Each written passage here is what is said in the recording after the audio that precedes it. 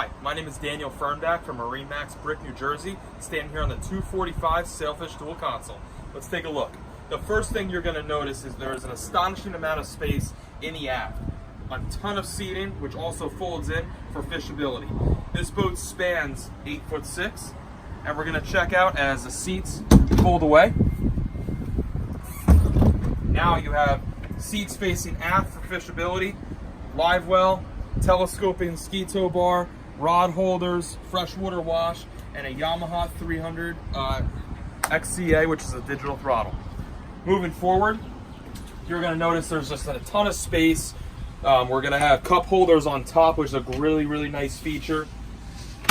The head is absolutely gorgeous. Got the Corian countertops, plenty of storage for everything you need.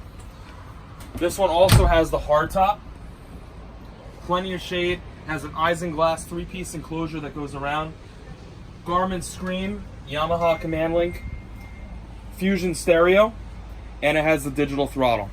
Up at the bow, you're going to have plenty of space for, again, fishing, table, friends and family. If you'd like to know more information about this Sailfish 245 Dual Console, I'd be happy to show you and chat with you. 908-330-2727. Thank you.